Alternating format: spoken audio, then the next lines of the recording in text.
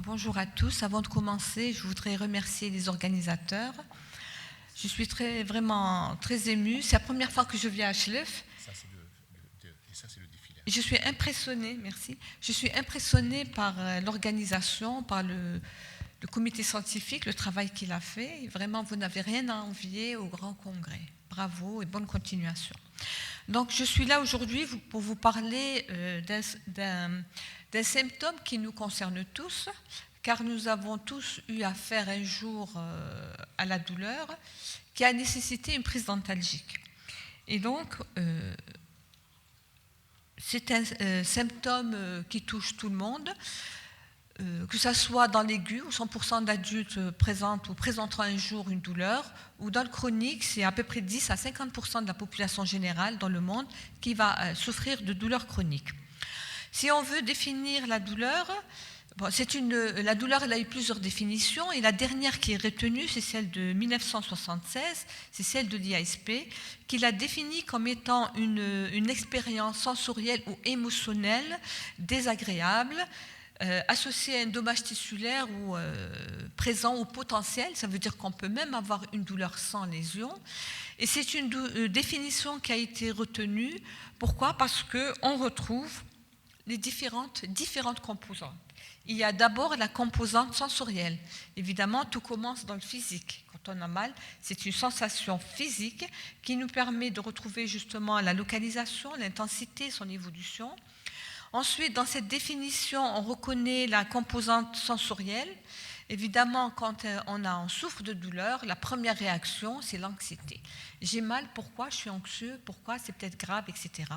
Et cette anxiété, si elle n'est pas prise en compte, si la douleur n'est pas traitée, si l'anxiété n'est pas prise en charge, elle va évoluer vers une véritable dépression. On retrouve également dans cette définition une composante comportementale. Elle est très intéressante pour des sujets qui ne sont pas communicants. Chez l'enfant, puisqu'aujourd'hui on est dans une séance de pédiatrie, chez l'enfant, il ne peut pas communiquer, il ne peut pas dire j'ai mal. Et donc, c'est une composante qui va nous servir à nous cliniciens d'évaluer une douleur, comme par exemple la position antalgique. Un enfant, quand il est dans son lit, il peut avoir, enfin un enfant ou un adulte, il a une position antalgique, il peut avoir une mimique douloureuse, quand il s'assoit avant de parler, on voit sur son visage une mimique douloureuse, etc. On retrouve également une composante cognitive. C'est une réaction mentale, c'est la façon dont le patient va gérer sa douleur, dont il va l'interpréter.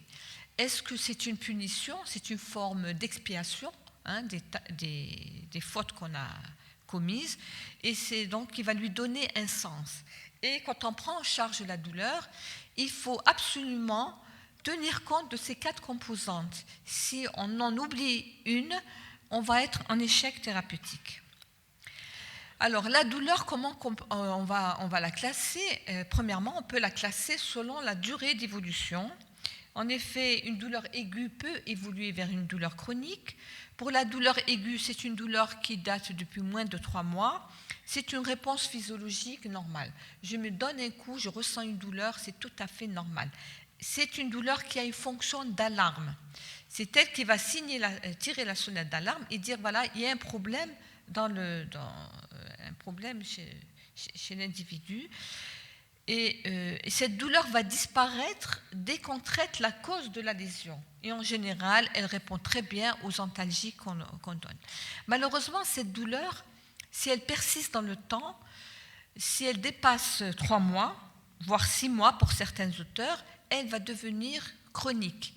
Et là, on entre dans un autre registre. Ce n'est plus une douleur protectrice, comme la première, vous faites un infarctus, c'est la douleur qui tire la sonnette d'alarme. Là, on rentre dans un autre registre, c'est une douleur maladie, c'est une douleur qui n'a aucune fonction protectrice en général, et elle entraîne une dégradation de la qualité de vie du patient.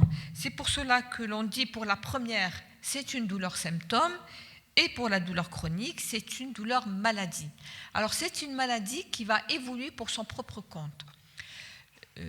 La pathologie qui a entraîné cette douleur va rentrer dans l'ordre, le patient est traité et guéri, et il va garder comme séquelle une douleur maladie qui va donc dégrader sa qualité de vie. La deuxième classification, elle est, puisqu'on la considère comme une maladie, elle est donc physiopathologique. Dans cette diapositive, vous avez les grands types de... Vous avez à gauche... Ah non, pardon.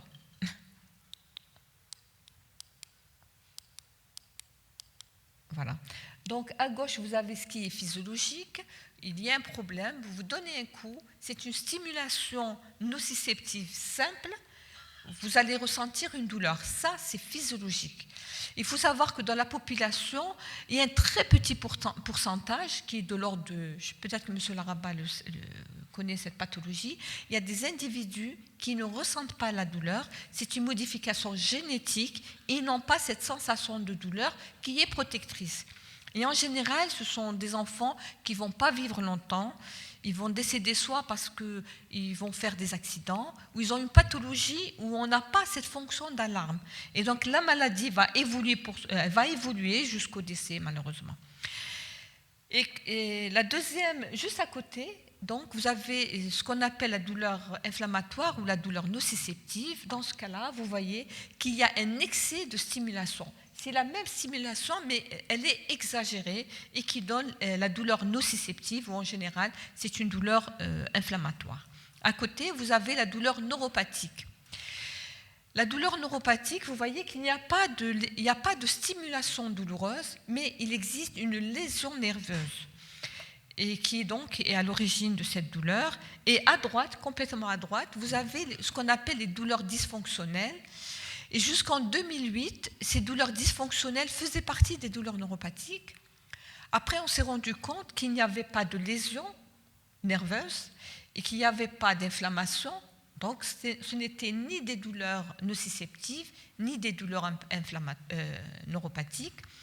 Donc, elles étaient dans la rubrique douleurs neuropathiques parce que cliniquement, elles ressemblaient beaucoup aux douleurs neuropathiques. Et donc, depuis 2008, ce sont des douleurs qui sont à part, qu'on appelle les douleurs dysfonctionnelles. On va les détailler un peu tout à l'heure. Donc, finalement, on peut se dire qu'il y a deux grands groupes de douleurs, c'est la douleur nociceptive et la douleur neuropathique.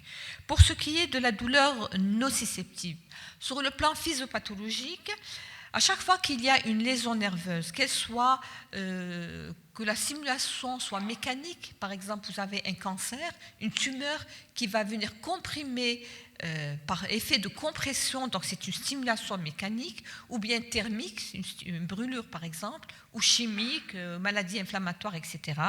Donc cette stimulation nociceptive va être à l'origine d'une libération de médiateurs chimiques pro-inflammatoires. Et ces médiateurs chimiques, parmi lesquels on va retrouver, c'est une multitude, qu'on appelle d'ailleurs la soupe inflammatoire, dans laquelle on retrouve l'histamine, prostaglandine, sérotonine, un tas de substances. Et ces substances, qu'est-ce qu'elles vont faire? Elles vont stimuler les nocicepteurs. Elles vont stimuler les fibres nerveuses périphériques et on va avoir à ce moment-là la création du message douloureux qui, lui, va être transmis vers les structures centrales, soit en passant par vont être transmises d'abord au niveau de la corne postérieure de la moelle, puis ce message va transiter par les fibres spinothalamiques pour arriver au niveau du cerveau. Ensuite, le cerveau, qu'est-ce qui va se passer à ce moment-là? Il va y avoir une projection corticale qui va intéresser tout le cerveau. On va retrouver la première projection, elle est somesthésique. Au niveau du cortex somesthésique, vous vous rappelez, quand on était externe, on avait la représentation de tout le corps au niveau de ce cortex somesthésique. Je ne sais pas si vous vous rappelez, où la main et le pied prenaient vraiment une très large... Exactement, les zones somesthésiques. Et donc cette projection va être responsable de la composante sensorie discriminative. Donc c'est grâce à cette projection dans cette zone qu'on va savoir où se trouve la lésion, si elle est au niveau du pied, quelle est son intensité, etc. Ensuite, il va y avoir d'autres projections. Il va y avoir une projection au niveau préfrontal. et qui va nous renseigner donc sur la composante affectivo-émotionnelle et comportementale qu'on a vu tout à l'heure dans la définition. Il va y avoir également une projection au niveau du cortex limbique qui va donc expliquer justement cette composante cognitive. Donc, une fois qu'il y a transmission au niveau de tout le cortex cérébral, le cerveau, qu'est-ce qu'il va faire? Il va essayer de gérer cette douleur, il va essayer de la moduler en sécrétant au niveau spinal des endorphines. Vous savez que les endorphines, ce sont des morphines naturelles que l'on sécrète. Il va y avoir sécrétion de sérotonine et de noradrénaline, donc au niveau supraspinal, et au niveau spinal, au niveau de la moelle épinière, il va y avoir mise en jeu de fibres nerveuses qui sont responsables de la sensibilité, mais non pas de la douleur, de la sensibilité tactile, ce sont des grosses fibres. Et Wall et Melzack, ce sont deux Américains qui ont imaginé ici, au niveau de la moelle épinière, un interneurone. Alors, c'était vraiment une découverte qui a révolutionné la prise en charge de la douleur. Et qu'est-ce que dit ce concept de théorie d'Apport ou du get control? C'est qu'il y a des grosses fibres qui sont responsables de la sensibilité tactile et avec des petites fibres responsables de la sensibilité douloureuse. Donc nous vivons en équilibre entre sensations de grosses et de petites fibres. Et si on stimule, quand il y a une stimulation douloureuse, qui est excessive, on va avoir une augmentation de la stimulation de petites fibres par rapport aux grosses fibres, donc ouverture de l'interneurone qui jouait le rôle de la porte et le message douloureux va passer. Maintenant, le contrôle spinal va mettre en jeu les grosses fibres pour dépasser la stimulation douloureuse et fermer cet interneurone. Et donc, va moduler la douleur et le message douloureux ne va pas être transmis. C'est une théorie qui a eu un impact thérapeutique. Je pense que le professeur Ben Moussa va vous en parler tout à l'heure. C'est les théories, c'est la stimulation transcutanée. Alors, pour la douleur nociceptive, il y a plusieurs étiologies, évidemment. Toutes les douleurs viscérales. Le cancer, c'est une douleur nociceptive, notamment en début d'évolution. La douleur post-opératoire aiguë est une douleur inflammatoire. Il y a les brûlures et toutes les maladies rhumatismales. Ces douleurs nociceptives, elles ont des caractéristiques. Elles ont un rythme mécanique. Elles sont déclenchées par le mouvement.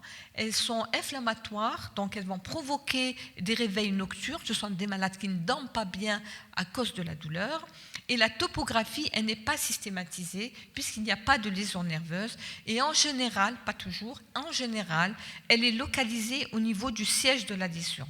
Et l'examen neurologique, il est tout à fait normal puisqu'il n'y a pas de lésion neurologique. Et habituellement, ce sont des douleurs qui sont limitées dans le temps et qui répondent très bien au traitement antalgique classique. Pour ce qui est de la douleur nociceptive, là, les choses sont encore plus difficiles.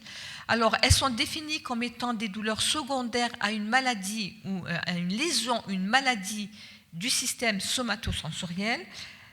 À chaque fois qu'il y a une lésion nerveuse, quelle que soit son origine, qu'elle soit métabolique, infectieuse, etc., il va y avoir des mécanismes périphériques avec apparition de décharges ectopiques, puisqu'il y a une lésion nerveuse. On est régi par des courants ioniques au niveau du nerf. Et donc, il va y avoir apparition de décharges électriques, excitation croisée, des éphases. Ça veut dire qu'il y a des nerfs qui ne sont pas lésés, mais il va y avoir une sorte de court-circuit et qui va mettre en jeu même les nerfs qui ne sont pas lésés, avec une sensibilisation des nocicepteurs. Puis très rapidement vont s'installer des mécanismes centraux, avec une altération du mécanisme de modulation dont on vient de parler, une sensibilisation centrale et même une apoptose des nerfs. Quand il y a une stimulation douloureuse répétée, on peut avoir une mort cellulaire. C'est ce qu'on appelle apoptose, avec des phénomènes de plasticité. Vous voyez que donc une douleur qui dure, c'est vraiment une urgence thérapeutique.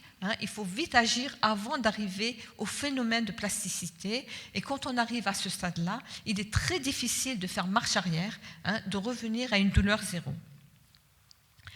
Alors, les étiologies, il y a des pathologies métaboliques. Vous connaissez très bien douleurs neuropathiques du diabétique. Il y a des pathologies infectieuses comme le zona, le sida donnent des douleurs neuropathiques. Le cancer à un certain stade d'évolution. Au début, le cancer va donner une douleur nociceptive, par compression mécanique. Puis le cancer va évoluer et va infiltrer les nerfs, donner une lésion nerveuse et s'exprimer par une douleur neuropathique.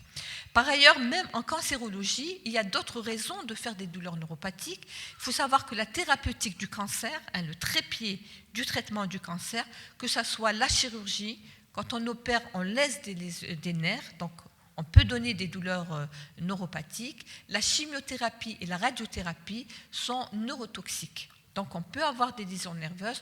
Donc le cancer peut donner également des douleurs neuropathiques. Il y a, donc ça, on a vu, ce sont les douleurs neuropathiques périphériques, mais il faut savoir qu'il existe des douleurs neuropathiques centrales, comme les AVC. 10% des AVC vont développer des douleurs neuropathiques. Il y a les blessés médulaires, la sclérose en plaques, etc. Juste pour vous dire que les douleurs neuropathiques centrales sont encore plus difficiles à traiter que les douleurs périphériques. Alors, les caractéristiques, ce sont des douleurs qui interviennent en général après un intervalle libre. Vous avez, par exemple, si on prend le cas du zona, le patient va développer un zona, il va faire ses vésicules, ça rentre dans l'ordre, et puis un mois après, il revient vous voir, il va vous dire « Ah, j'ai mal au niveau, par exemple, s'il fait un zona intercostal », vous examinez, et là, vous découvrez que le patient a des cicatrices, de sa maladie zostérienne, et donc il fait une douleur post-zostérienne. La topographie, elle est systématisée. Ça, c'est tout à fait normal. Puisqu'il y a une lésion nerveuse, la douleur va suivre le trajet du nerf. Sur le plan sémiologique, il faut retenir que la douleur neuropathique, elle peut être soit spontanée, le patient est dans son lit, il n'y a pas de stimulation nerveuse, et pourtant, il va présenter une douleur continue, elle est soit continue, décrite comme des décharges, des brûlures, sensation de brûlure, de cuisson, ou bien une sensation d'étau, de serrement. Il va présenter peut-être des douleurs paroxystiques, ce sont des douleurs à type de décharge électrique. Il va vous dire, moi j'ai une masse, c'est drôle, je ressens une masse au niveau de la zone douloureuse, ou encore des élancements. Alors ces douleurs spontanées s'accompagnent très souvent de paresthésie et de dysesthésie. Ce sont des sensations anormales qui ne sont pas forcément douloureuses, mais qui sont gênantes. Il va vous dire, je ressens des picotements, des fourmillements, ça me démange, etc. À côté de ces douleurs spontanées, le patient va développer des douleurs provoquées, type d'allodynie. Allodynie veut dire c'est une sensation douloureuse qui est due à une stimulation qui n'est pas douloureuse. Le meilleur exemple, c'est celui du diabétique qui vous dit, je ne sais pas, vous avez dû remarquer avec vos patients, le diabétique dort avec les pieds en dehors des draps. Pourquoi ? Parce qu'il ne supporte pas le contact du tissu sur son pied. C'est ça une douleur, une allodynie. L'hyperalgésie, au contraire, c'est une stimulation douloureuse, mais la réponse est exagérée. Alors, cette allodynie et cette hyperalgésie, on peut la retrouver, elles sont soit mécaniques, c'est-à-dire à l'examen, vous passez votre main, un simple frottement va déclencher ces douleurs, ou bien thermiques, vous mettez quelque chose de chaud ou de froid, ça peut être statique ou dynamique. Alors, ces douleurs provoquées s'accompagnent très souvent d'un déficit sensitif. Il peut être soit moteur, soit un déficit moteur, soit un déficit sensitif qu'il faut aller rechercher de façon très minutieuse. Ça peut être très discret. On peut retrouver donc une hypoesthésie, par exemple, au niveau de la zone douloureuse par rapport à ce qu'il y a autour, soit au tact. Vous passez la main ou bien un bout de coton sur la zone douloureuse et sur la zone qui est à côté, il va vous dire « Ah, je ressens moins le coton au niveau de la zone douloureuse qu'à côté ». Ça, c'était des exemples. Alors, pour se résumer, tout ça c'est bien beau, mais pour nous cliniciens, comment faire la différence ? Il est très important de faire la distinction entre ces deux types de douleurs. Vous avez dans ce tableau ce qui fait la différence. Il faut savoir qu'il n'y a pas d'examen clinique. On va se baser sur l'interrogatoire et l'examen clinique.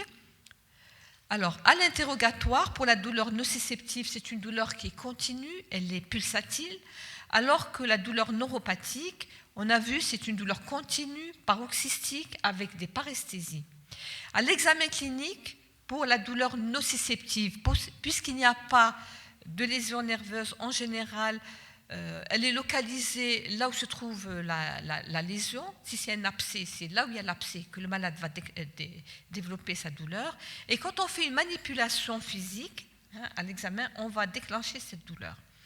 Alors que pour la douleur neuropathique, la région douloureuse n'est pas forcément celle de la lésion.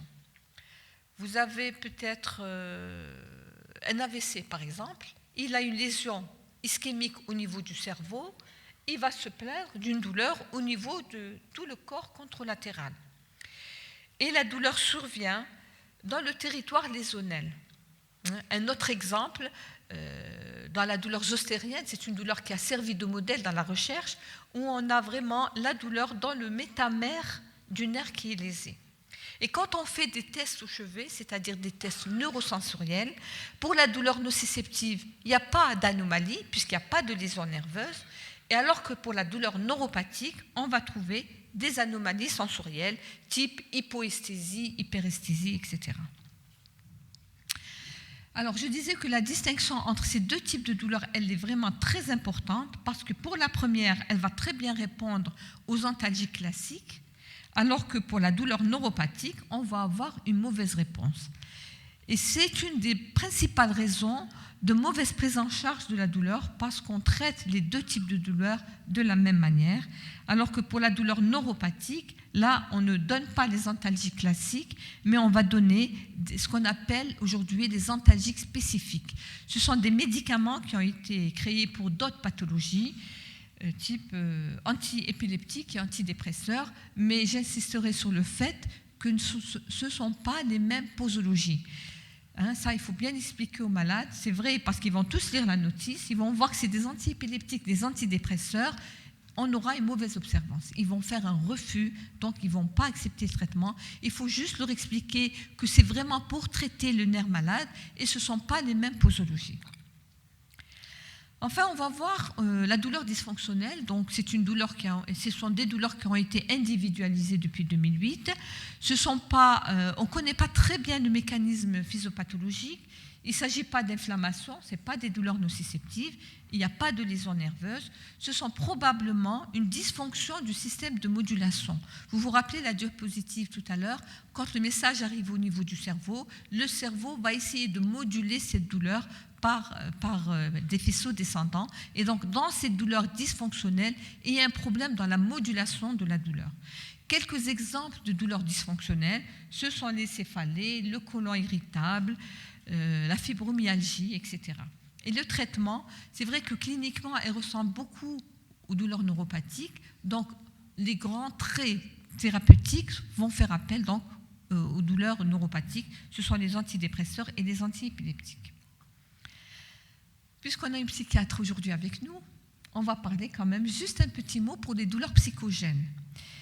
Alors, un des grands principes de la prise en charge de la douleur est de croire le patient, toujours croire le patient. Cependant, il existe des douleurs psychogènes qui ne reviennent pas ni aux généralistes, ni à nous, médecins de la douleur, mais qui reviennent justement aux psychiatres. Et là, il faut procéder par élimination.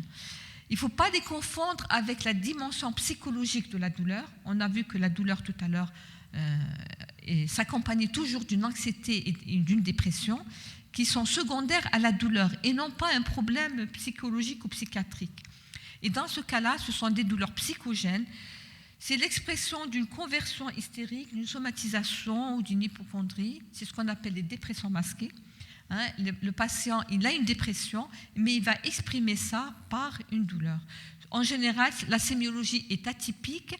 Le langage, vraiment, il est envahi par cette douleur. Il décrit n'importe quoi et de façon imprécise et très variable. Mais il faut toujours procéder par élimination. Il ne faut pas s'empresser de dire qu'elle est psychogène, etc., avant d'envoyer le patient chez le psychiatre.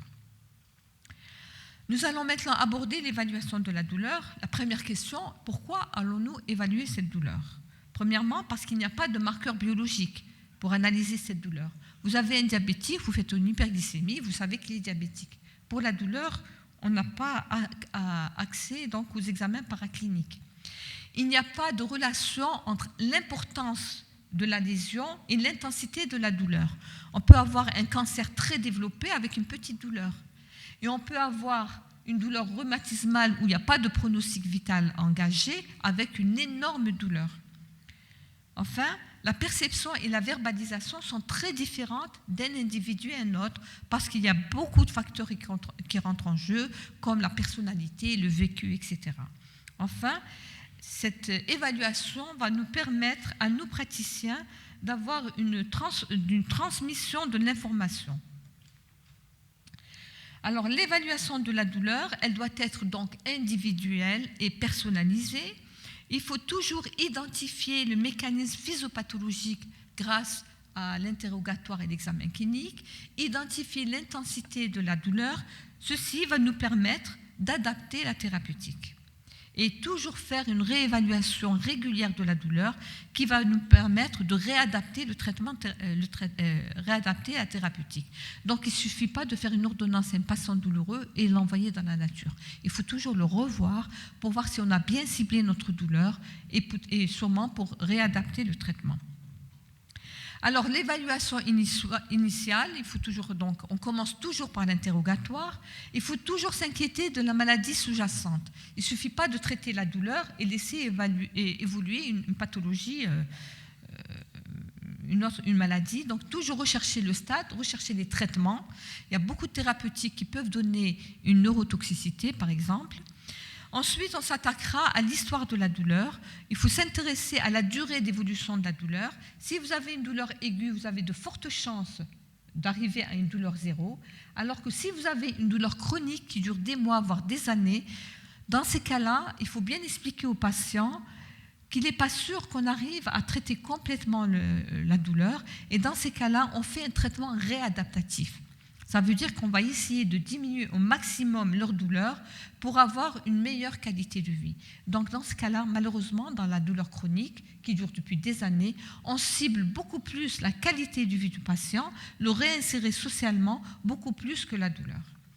Enfin, il faut demander au patient à l'interrogatoire la topographie de la douleur, l'intensité.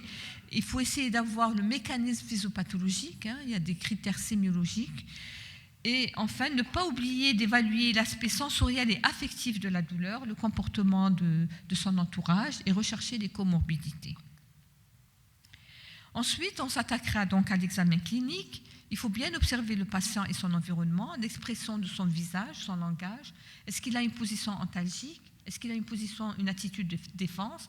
Est-ce qu'il n'a pas de trouble moteur? Est-ce qu'il arrive à se mobiliser, etc. Ensuite, il faut faire un examen clinique complet. Il faut déshabiller le patient, examiner la zone douloureuse et la comparer avec la zone non douloureuse, rechercher des contractures, des rétractions, parce que la première réaction, on a des contractures musculaires.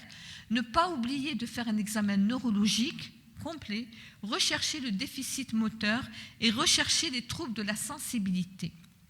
Alors pour cela, vous n'avez pas besoin d'avoir un gros matériel, il vous suffit d'avoir de quoi piquer le patient. Ne prenez pas une aiguille, prenez plutôt un trombone qu'on ouvre pour essayer de piquer, de rechercher des zones, des troubles neurosensoriels. Un bout de coton pour rechercher l'allodynie. J'ai mis une paire de ciseaux, ce n'est pas pour couper le patient, c'est justement pour utiliser le froid du métal. Vous savez que le métal qui est posé sur la table, il fait à peu près 20 degrés. Et donc, vous pouvez évaluer l'intensité de la douleur à la température de 20 degrés, en hypothermie, par exemple, au froid. Évidemment, à la fin de l'évaluation, il faut toujours fixer des objectifs et proposer une thérapeutique adaptée. Fixer les objectifs, première consultation de la douleur, il faut savoir qu'elle dure à peu près 45 minutes, quand on l'a fait correctement. Il faut fixer des objectifs. Il faut dire au patient, vous souffrez depuis plusieurs mois, voire des années, on ne va pas pouvoir régler la douleur le premier jour. Parce que si vous n'expliquez pas ça au patient, il va prendre le traitement 48 heures, il va voir qu'il n'y a pas d'évolution, il va arrêter son traitement. Alors, la première comorbidité d'une douleur, c'est les troubles du sommeil. 60% des patients douloureux vont avoir des troubles du sommeil. Donc, le premier objectif, c'est d'améliorer le sommeil du patient et de diminuer la douleur de 30 à 50% pour la première consultation. Et évidemment, proposer une thérapeutique adaptée en fonction du mécanisme physiopathologique. Si c'est une douleur... Voilà, les outils d'évaluation, la douleur, elle est subjective, donc c'est toujours le patient qui est le meilleur expert. Il faut privilégier les auto-évaluations. Il existe des échelles unidimensionnelles que vous voyez sur cette diapo, je pense que vous les connaissez. L'échelle verbale simple, l'échelle numérique, et la référence aujourd'hui, c'est l'échelle visuelle analogique. Vous avez le trait bleu qui représente la douleur du patient. Donc ça, c'est côté patient, ça, c'est côté médecin. Vous expliquez au patient que le trait bleu représente sa douleur. À gauche, vous n'avez pas de douleur. Et à droite, la douleur maximale imaginale. Le patient a un curseur qui est là en rouge. Il va mobiliser ce curseur sur le trait bleu, sur sa douleur. Et quand on retourne la réglette, vous allez avoir le chiffre qui correspond à sa douleur. Maintenant, quand le patient ne peut pas exprimer sa douleur, surtout quand on est à des âges extrêmes, le petit enfant ou bien le sujet très âgé, là, il faudra utiliser des échelles comportementales multidisciplinaires qui vont faire appel à une tierce personne. Il y a des échelles, vous allez les retrouver sur Internet, en fonction des âges, il y a celle du prématuré, du nouveau-né, l'enfant, etc. Il y a des échelles pour le sujet âgé et le sujet non communicant, il y a le Dolopus.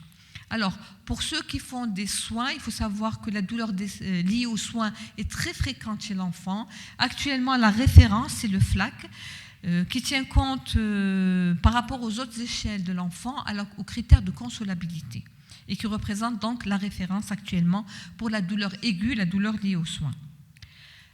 Alors, j'insisterai pour la douleur neuropathique. Il existe un questionnaire. Le diagnostic étant très difficile, on va se baser sur un faisceau d'arguments cliniques et un questionnaire qui n'est pas un questionnaire de diagnostic, c'est un outil d'aide au diagnostic, je pense. Oui, j'ai fini. Finissez. D'accord. Donc, c'est un questionnaire sur 10 questions. Si vous avez 4 questions positives, il y a 90% de chances d'être devant une douleur neuropathique. Il ne faut pas oublier d'évaluer la dépression grâce à plusieurs échelles. Nous, on utilise l'échelle de Hamilton, voilà, en 21 items. Enfin, en conclusion, je dirais que l'évaluation de la douleur est un des actes médicaux les plus difficiles, car c'est un phénomène subjectif avec plusieurs dimensions, des mécanismes et un profil évolutif. Sa prise en charge nécessite de déterminer les composantes de la douleur, ainsi que les répercussions sur la qualité de vie. Des échelles d'évaluation vont permettre de mieux cerner la souffrance des patients et de mettre en œuvre les thérapeutiques adaptées. Enfin, sur le plan thérapeutique, le professeur Ben Moussa va vous détailler cela. Voilà, je vous remercie pour votre attention.